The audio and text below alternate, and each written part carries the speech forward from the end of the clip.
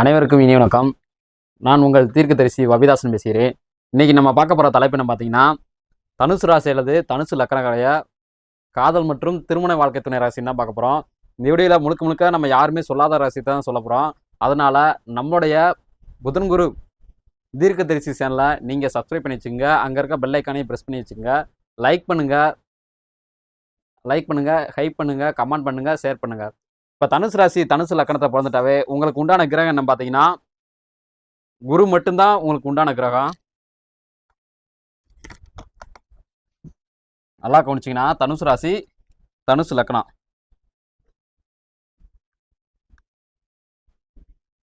தனுசு ராசி தனுசு லக்கணம்.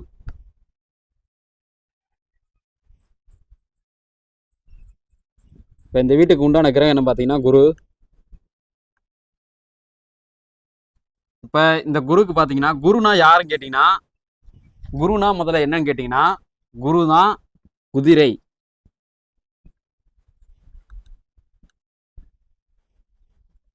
குதிரை அல்லது கடவுள்னு சொல்லலாம். சரிங்களா? குருனா யாருன்னு கேட்டிங்கன்னா குதிரை அல்லது கடவுள்னு சொல்லலாம். நீங்களாம் நினச்சிட்டு இருப்பீங்க குருனா தட்சிணாமூர்த்தின்னு. அப்படின்னா எதுவுமே கிடையாது. தட்சிணாமூர்த்தின்னு சொல்கிறது ஒரு கல். அதை ஒரு சும்மா அந்த கல்லுக்கு ஒரு பேர் வச்சு சொல்கிறாங்க. தயவு செஞ்சு அதெல்லாம் நம்பவே நம்பாதீங்க. குருனா யாருன்னு கேட்டிங்கன்னா குதிரை தான் குரு. குதிரை தான் குரு. குதிரைனா கடவுள். இதை நல்லா நீங்கள் தெரிஞ்சுக்கணும். இந்த நுணுக்கத்தை ஃபஸ்ட்டு தனுசு ராசி அல்லது தனுசு லக்கணத்தை பிறந்த ஆண்களாக இருந்தாலும் சரி பெண்களாக இருந்தாலும் சரி இந்த நுணுக்கத்தை ஃபஸ்ட்டு நீங்கள் தெரிஞ்சுக்கணும். இப்போ இந்த குருவுக்கு பார்த்தீங்கன்னா, இந்த குதிரைக்கு பார்த்தீங்கன்னா 2 நட்பு கிரகங்கள் இருக்கு. இந்த குதிரைக்கு ஒன்று பார்த்தீங்கன்னா நட்பு கிரகம் பூமி அல்லது புதன். பூமி அல்லது புதன். ரெண்டாவது பார்த்தீங்கன்னா செவ்வாய்.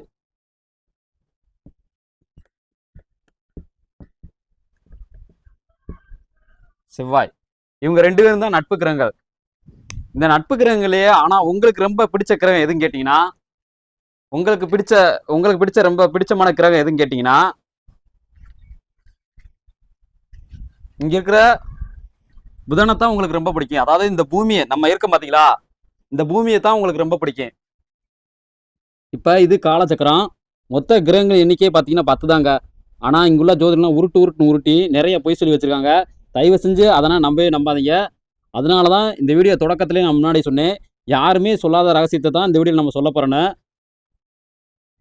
நீங்களாம் நினச்சிட்டு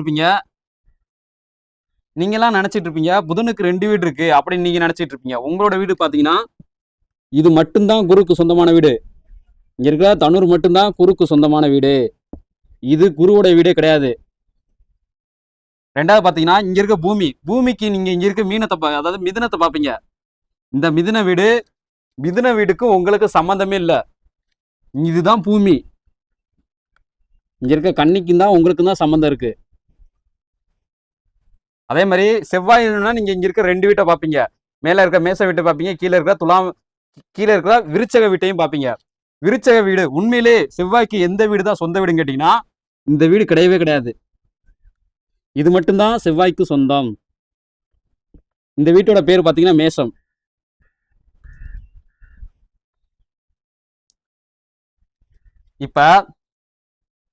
இப்போ உங்களோட குணங்கள் என்ன பார்த்தீங்கன்னா, நீங்க தனுசு ராசி அல்லது தனுசு லக்கணத்தை பிறந்தீங்கன்னா உங்களோட குணங்கள் என்ன பார்த்தீங்கன்னா, நீங்க ஒரு உன்னத மனிதர்கள். நல்லா கவனிச்சுங்க. நீங்க தனுசு ராசியில பிறந்தா அதாவது தனுசு ராசிக்காரர்களாக இருந்தாலும் சரி, தனுசு லக்கணக்காரர்களாக இருந்தாலும் சரி, ஆண்களாக இருந்தாலும் சரி, பெண்களாக இருந்தாலும் சரி, முதல்ல நீங்க உயர்ந்த குணம் படைத்த ஒரு நபர்கள். ரெண்டாவது பார்த்தீங்கன்னா சமுதாயத்தின் மீது தீராத அக்கறை கொண்ட ஒரு நபர்கள். மூணாவது பார்த்தீங்கன்னா தியாக மனப்பான்மை கொண்ட நபர்கள். நாலாவது பார்த்தீங்கன்னா அதீத இரக்க குணம் கொண்ட நபர்கள். அஞ்சாவது பார்த்தீங்கன்னா பிறர் வாழ்வதற்காக தன் உயிரை கூட மைத்துக்கு இணையாக சமமாக நினைத்து தன் உயிரை தியாகம் செய்யக்கூடிய சில நபர்கள் இருப்பாங்க. அது யாருன்னு கேட்டீங்கன்னா அந்த நபர் யாருன்னு கேட்டீங்கன்னா அந்த நபருக்கு குதிரை ரொம்ப ஸ்ட்ராங்கா இருக்கும். அந்த நபர் அந்த தனுசு ராசி அல்லது அந்த தனுசு ராசிக்காரங்க அல்லது அந்த தனுசு லக்கணக்காரங்க பிறரோட வாழ்க்கைக்காக தன் உயிரை மயிரளவுக்கு சமமாக நினைச்சு தியாகம் பண்ணிடுவாங்க. இப்போ பார்த்தீங்கன்னா ரீசெண்டாக பீகாரில் தான் நினைக்கிறேன். பீகாரில் ஒரு பிரச்சனை, ஒரு இஷ்யூ போகுது பார்த்தீங்களா. அந்த நபர் பார்த்தீங்கன்னா பரத் சிங். அந்த பரத் சிங் எந்த ராசி கேட்டிங்கன்னா எந்த ராசி எந்த லக்கணம் கேட்டீங்கன்னா இதே ராசி இதே லக்கணத்துல பிறந்தா அந்த பையன்தான். மாசம் தான் டிஃப்ரெண்டா இருக்கு அவருக்கு. சரிங்களா? மாசம் வந்து பாத்தீங்கன்னா அவர் சூரியனோட மாசத்துல கிட்டத்தட்ட பிறந்து வந்திருக்காரு. சூரியனோட மாசத்துல பிறந்து வந்திருக்காரு. ஆனா அவர் தனுசு ராசி தனுசு லக்கணத்துல தான் பிறந்து வந்திருக்காரு. அதனாலதான் பிறர் வாழ்வதற்காக தன் உயிரை தியாகம் பண்ண ஒரு நபர் பரத் சிங்.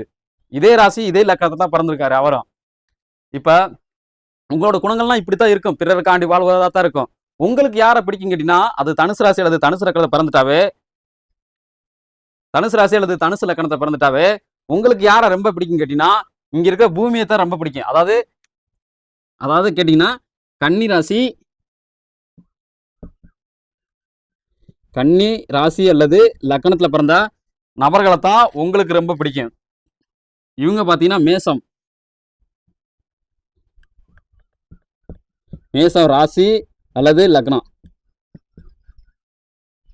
உங்களுக்கு அதாவது உங்களுக்கு கன்னி ராசி அல்லது கன்னி லக்கணக்காரங்களா ரொம்ப பிடிக்கும். அதே மாதிரி இவங்களுக்கு இங்க இருக்க செவ்வாய்க்கு மேச ராசி அல்லது மேச லக்கணத்தை பிறந்துட்டாவே உங்களை ரொம்ப பிடிக்கும். ஆனா இதுல உங்களுக்கு தானே இப்ப நம்ம வந்து உங்களோட அதாவது உங்களுக்கு யாரை பிடிக்கும் தானே இந்த வீடியோல நம்ம முழுக்க முழுக்க பார்க்க போறோம். உங்களுக்கு யாரை பிடிக்கும் கேட்டீங்கன்னா இங்க இருக்க கன்னி ராசி அல்லது கன்னி லக்கணக்காரங்களை தான் பிடிக்கும். ஆனா மோஸ்ட்லி 90% தனுசு ராசி அல்லது தனுசு லக்கணத்தை பிறந்த ஆண்களா இருந்தா சரி பெண்களா இருந்தா சரி இங்க இருக்க கன்னி ராசிக்காரவளை கன்னி லக்கணக்காரவளை நீங்க கல்யாணம் பண்ணவே முடியாது. ஏன்னா நீங்கெல்லாம் பணக்கார வீட்லயும் அதீத யோகத்தோடையும் பிறந்து வந்திருப்பீங்க. பணக்கார வீட்டுல பிறந்து வந்திருப்பீங்க. இவங்கெல்லாம் ஏழை வீட்டுல பிறந்து வந்திருப்பாங்க. இவங்கெல்லாம் ஒரு நடுத்தர பணக்கார வீட்டுல பிறந்து வந்திருப்பாங்க. அதனால நீங்க தனுசு ராசி அல்லது தனுசு லக்கணத்தை பிறந்தாவே நீங்க மேச ராசி அல்லது மேச லக்கணக்காரவளை தான் அதிகமா கல்யாணம் பண்ணுவீங்க. ஆனா நீங்க லவ் பண்றது என்னமோ கன்னி ராசி கன்னி லக்கணக்காரவளை தான் லவ் பண்ணுவீங்க. இவங்களை பார்த்தாதான் உங்களுக்கு காதல் வரும். ஆனா ஒரு சில தனுசு ராசி அல்லது தனுசு லக்கணக்காரங்களுக்கு கன்னி ராசிக்காரங்க கரெக்டா அமைஞ்சிடுறாங்க. ஏன்னா கன்னி ராசி அல்லது கன்னி லக்கணக்காரங்க யோகத்துல பிறந்து வந்த நபர்கள் இவங்கள இவங்கள அதாவது உங்களோட கனெக்ட் ஆயிடுறாங்க. உங்களோட கனெக்ட் ஆயிடுறாங்க. அதாவது எப்படின்னா உங்களோட நீங்க பொருளாதாரத்தை உயர்ந்திருக்கீங்களா அந்த பொருளாதார நிலைக்கு இவங்களோட குணங்களும் சரி இவங்களோட செயல்பாடும் சரி உங்களுக்கு இணையாவே வந்துடும். இங்க இருக்க கன்னி ராசி அல்லது கன்னி லக்கணக்காரங்களுடைய குணங்களும் செயல்பாடுகளும் உங்கள்கிட்ட இருக்கிற பண மதிப்பும் செல்வாக்கும் இவங்களுக்கும் அதே மாதிரி இருக்கும். தன்னோட திறமையால முன்னுக்கு வந்துகிட்டே இருப்பாங்க. நல்லா கவனிச்சுங்க. தனுசு ராசி அல்லது தனுசு லக்கணக்காரர்களா இருந்துட்டீங்கன்னா இந்த பூமி தான் இவங்க. நல்லா கவனிச்சுங்க. இங்க இருக்கிற பூமி தான் இவங்க. அதனாலதான் உங்களுக்கு இவங்களை ரொம்ப பிடிக்குது. அதாவது கன்னி ராசி அல்லது கன்னி லக்கணக்காரங்கள உங்களுக்கு ரொம்ப பிடிக்குது. இவங்க இந்த கன்னி ராசி அல்லது கன்னி லக்கணக்கார குணங்கள்லாம் என்னன்னு பாத்தீங்கன்னா ஒரு குழந்தை குணங்கள் இருக்கணும். அவங்ககிட்ட பாத்தீங்கன்னா நிறைய குழந்தைகளோட குணங்களும் இவங்களோட குணங்களும் சேமா இருக்கும். எப்படின்னா நேத்து பிறந்த குழந்தைகள் உதாரணத்துக்கு எடுத்துக்கலாம். ரெண்டாவது பாத்தீங்கன்னா இவங்ககிட்ட மிகப்பெரிய அறிவு இருக்கும். இந்த அறிவு உங்களுக்கு ரொம்ப பிடிக்கும். அறிவான நபர்கள் உங்களுக்கு யார் ரொம்ப பிடிக்கும்னா அறிவான நபர்களை தான் ரொம்ப பிடிக்கும். அதே மாதிரி பார்த்தீங்கன்னா குழந்தைத்தன்மை உடைய ஆண்களை பெண்களை தான் உங்களுக்கு ரொம்ப பிடிக்கும். அடுத்து பார்த்தீங்கன்னா அதிகமாக ஆல்ரெடி நீங்களும் இறக்க குணம் உள்ளவர்களா இறக்க குணம் உடைய நபர்களா நீங்க இருக்கீங்களா?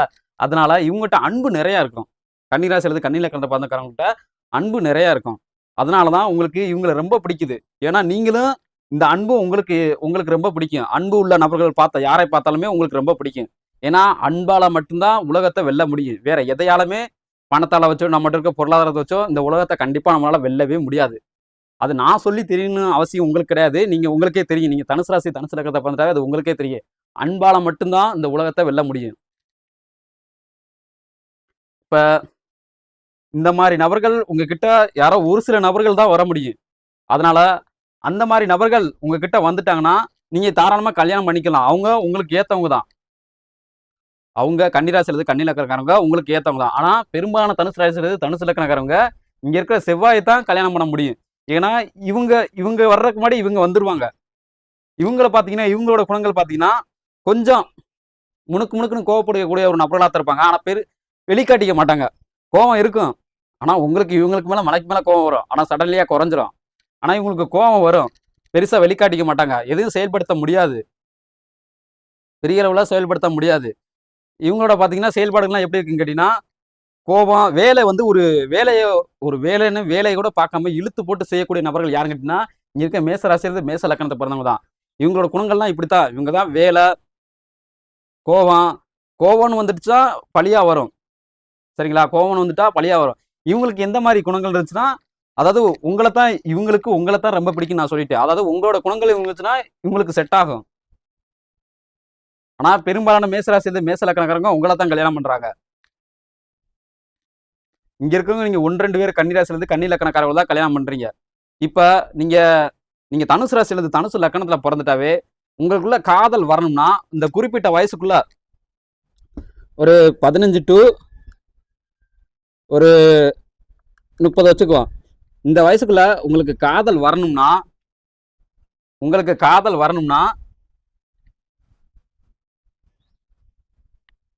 இங்க இருக்கிற குரு தசை நடக்கணும்.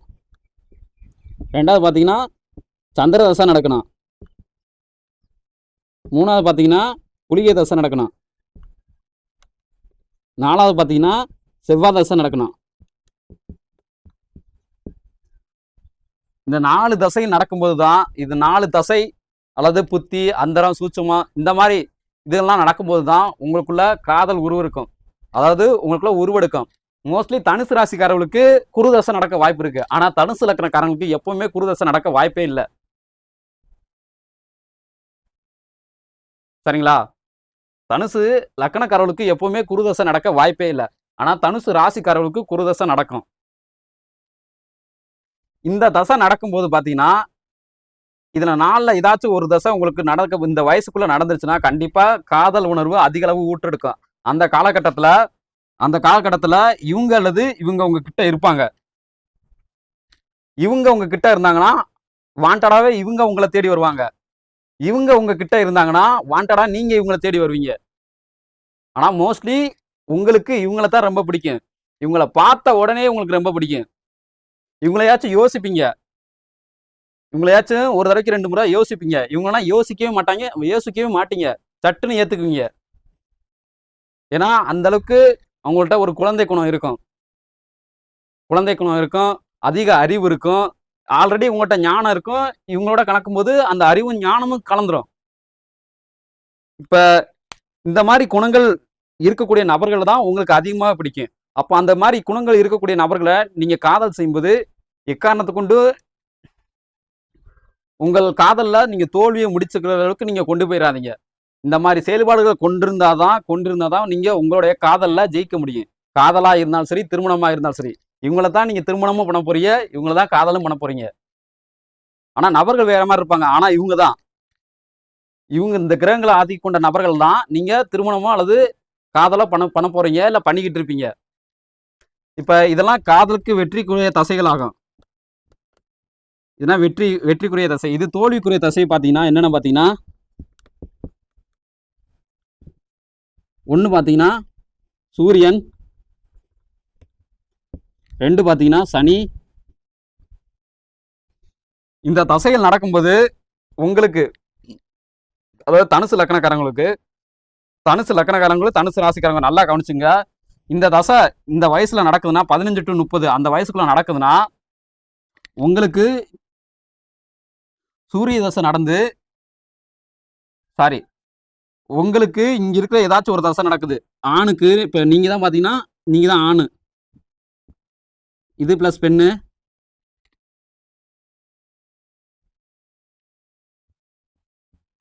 இது பெண்ணு. இப்ப இந்த ஆணுக்கு பாத்தீங்கன்னா சந்திர தசை நடக்குது. இப்ப இந்த பெண்ணுக்கு பாத்தீங்கன்னா நல்லா கவனிச்சுங்க. இந்த பெண்ணுக்கு பாத்தீங்கன்னா இங்க இருக்கிற சூரிய தசையோ அல்லது சனி தசையோ நடந்துக்கல நீங்க போய் காதல சொன்னீங்கன்னா கண்டிப்பா உங்களுடைய காதல் தோல்வியில தான் முடியும். நல்லா கவனிச்சுங்க. உங்களுக்கு சந்திர தசை நடந்து இவங்களுக்கு சூரிய தசையோ அல்லது சனி தசையோ, உதாரணத்துக்கு கேது தசை கூட நீங்க வச்சுக்கலாம். 3வது பாத்தீங்கன்னா கேது தசை.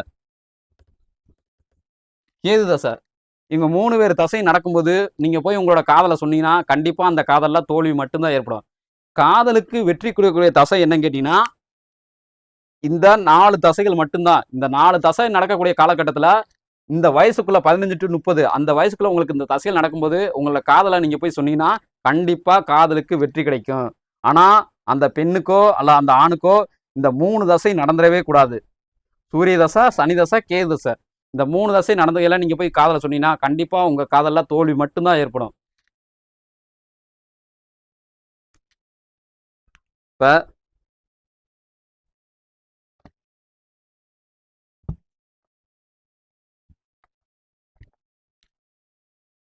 இப்ப தோல்விக்குரிய தசைன்னு சொல்லிட்டுன்னா உதாரணத்துக்கு இன்னொரு உதாரணத்தை பார்த்துக்கங்க.